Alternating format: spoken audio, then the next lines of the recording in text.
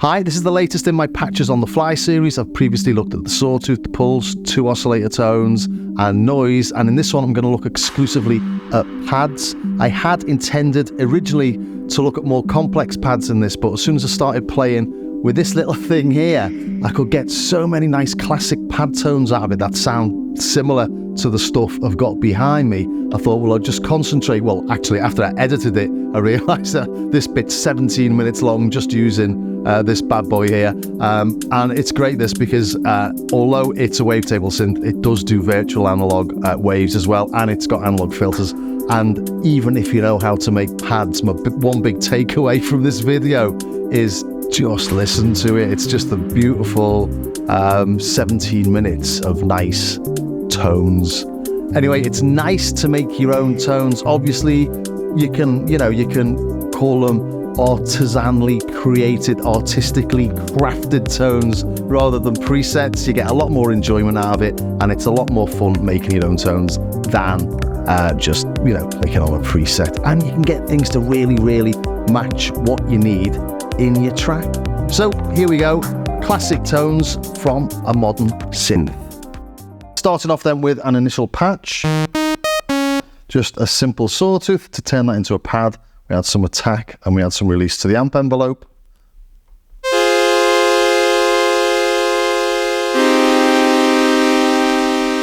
Told you it was simple, didn't I? And then we knocked down the cutoff.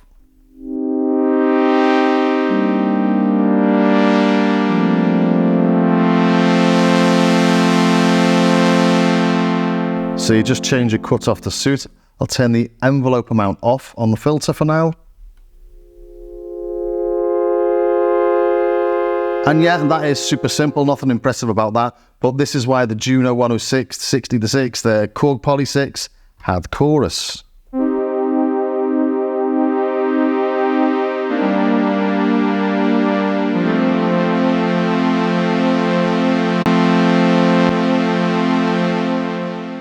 Such a wonderful effect on things like this, and it's nothing special. That's just whatever the bog standard chorus is on this.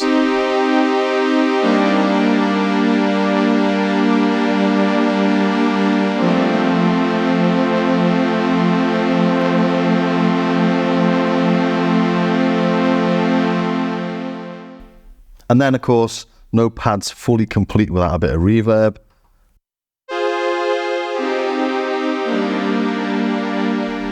And I've no idea what that reverb is, called super plate on this. Again, it's just whatever's popped up.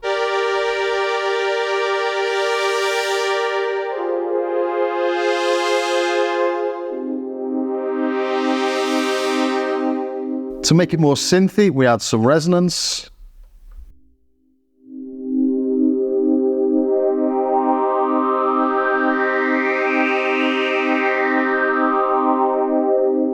And obviously we can automate all of that using the filter envelope. So we'll add some envelope amount there, a bit of attack, a bit of decay, a bit of release.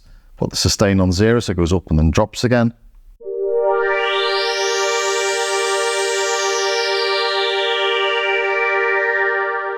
Very, very Juno sound, and that is. Let's do a low one.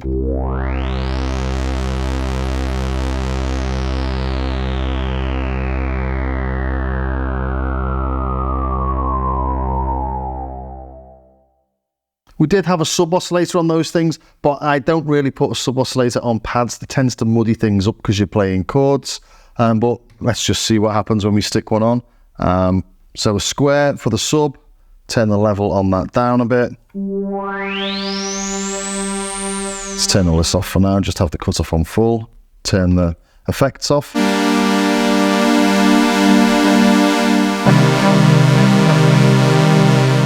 So it does work. If you do have one in, just bring it at a low level, really.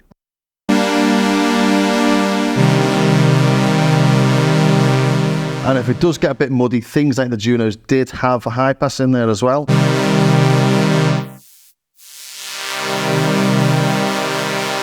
Just to roll off a little bit on the low end. Not that much. Let's bring the effects back in, so the chorus.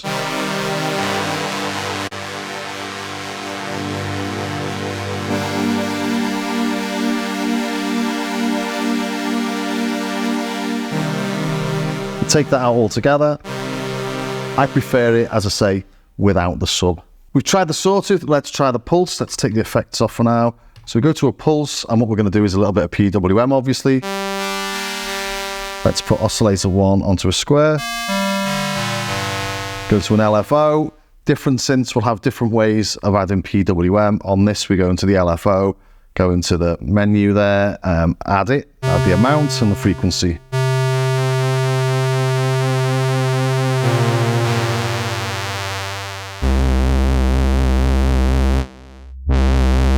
Just getting rid of the high pass there.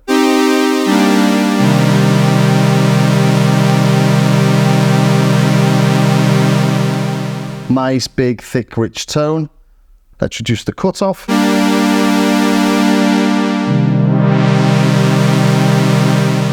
Add some chorus, obviously. Gorgeous, and then some reverb.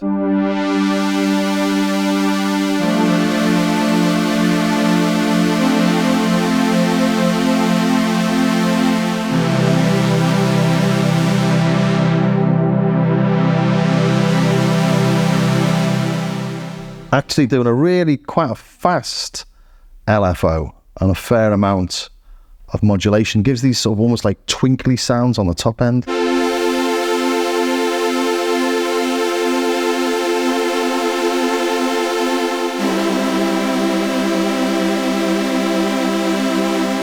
Tends to only work with the reverb though.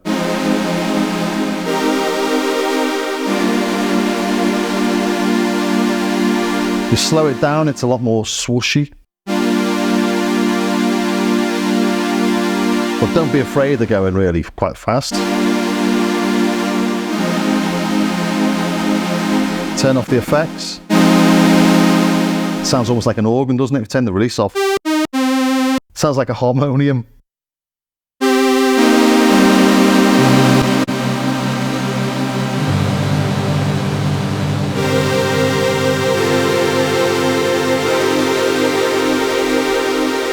So they're really your single oscillator synth tones. So we move over now to your dual oscillators like your Prophet 5s and your Oberheims.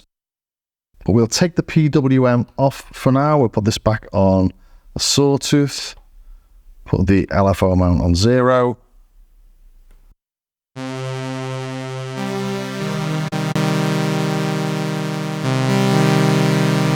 So that's just back to the simple sawtooth. Now we're going to add a second one. Go to second oscillator, go to sawtooth, add some level.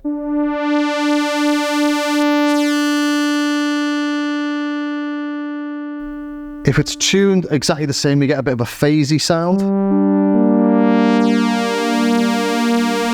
But what we want to do is detune it.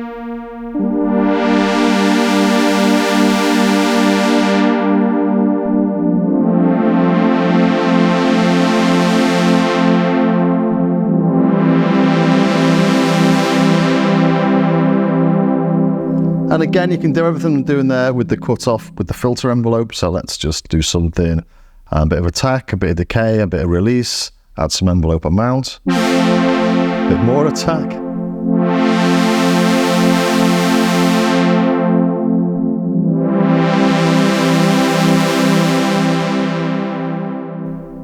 I tend to find adding attack makes it a little bit more brassy, like a brass pad.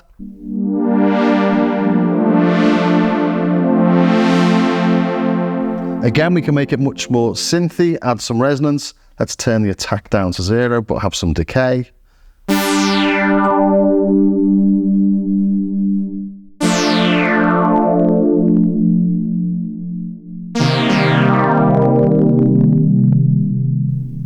Bit of crackle there, let's turn it down.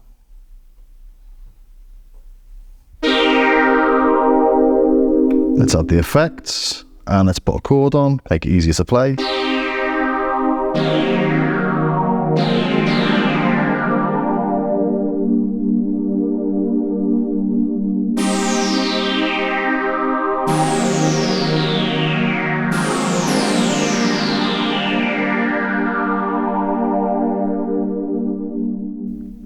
Lovely, Prophet-y, Oberheim sounding pad. And as we've got two oscillators, we can detune the second one even further. Let's put the fine tune on 0 and change the pitch by 5/5, so 7 semitones. Listen to it on its own, take the chord off. So let's just reduce the level of oscillator 2. Nice, that. Let's turn the envelope amount off.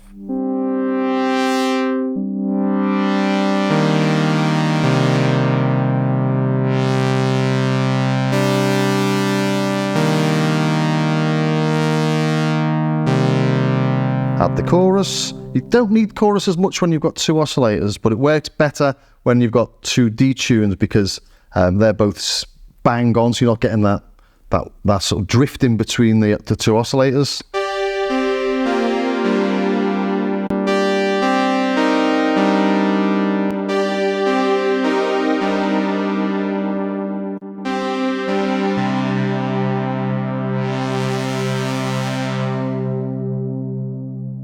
And to make it a little bit punchier, what I like to do with this sort of tone is to just drop the sustain down on the amp envelope, have a little bit of decay, so it just pokes in and then drops.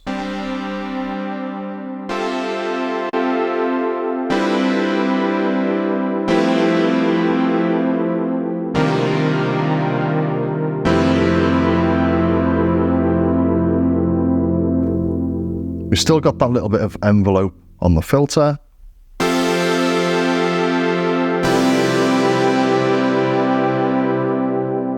That's a starting point for loads of different things. But again, it's just two sawtooths. We could have PWM and a sawtooth if we like. Should we try that? Put that onto a square. LFO1.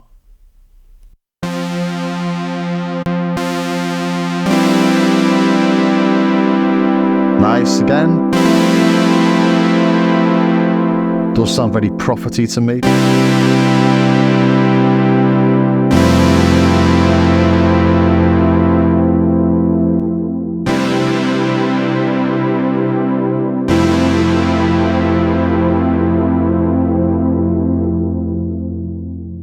But yeah, just play around. So that's the two oscillator tones, they're your profits. Then we'll move into new territory, which is 3 oscillators, which not a lot of polysynths have, actually, thinking about it. The Trigon bisequential has got it. Things like the Rev 2, the Prophet 8, Prophet 6, they've got 2 oscillators plus a sub. I can't think of others that have got 3 separate oscillators. Polybrute's got 2, as the Moog one has got 3. Anyway, but we're just moving out of completely 80s classics, what I'm trying to say.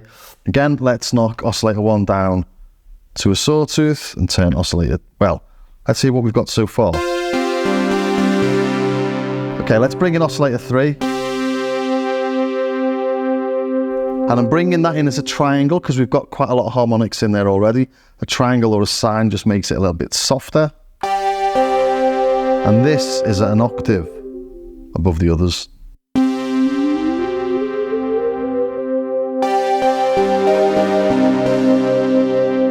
A bit of a little sort of bell tone.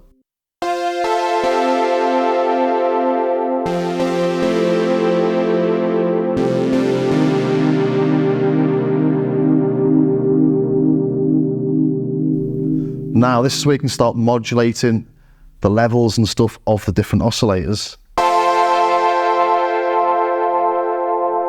Put that back on a triangle. So we can start playing around a little bit more. If we modulate that with an LFO, what have we got here? Let's put it onto oscillator 3 level, amount. Let's see what happens really.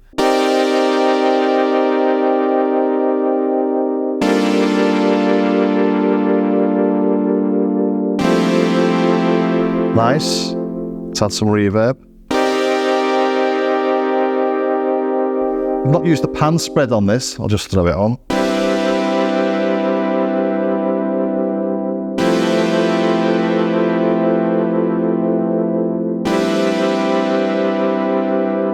Let's change that wave shape. Let's put it onto sawtooth, make it a bit more harmonic.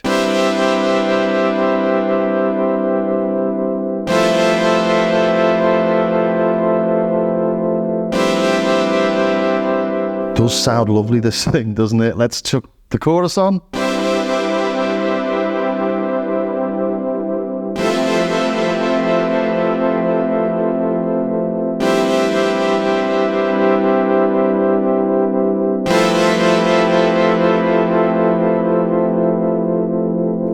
Put some attack on there, make it a bit smoother.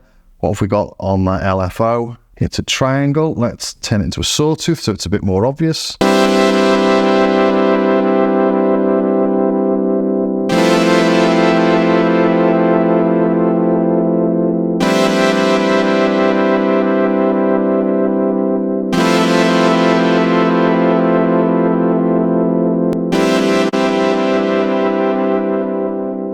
Maybe let's put oscillator 2 back to the root pitch.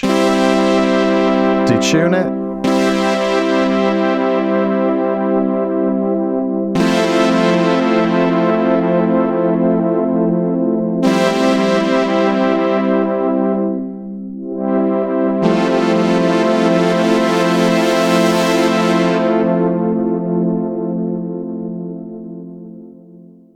So these are all really simple ways of just adding a little bit of movement to things. Oh, and just one other thing I wanted to show you. Back to the initial patch, and if we've got a Supersaw oscillator, which we've got here, you've just got an instant pad again, attack and release.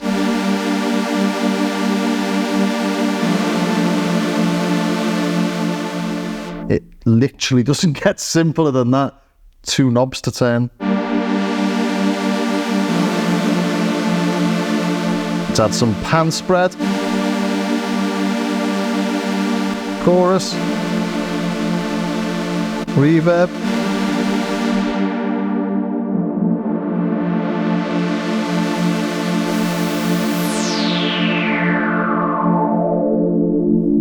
Classic sound, but not made in a classic way. Well, I hope you enjoyed that. The next in this series will be looking at wavetables and then moving on to granular, using pigments as well, because this unfortunately doesn't do granular. I don't have a hardware synth, I think, that does granular. I haven't still got the Iridium here.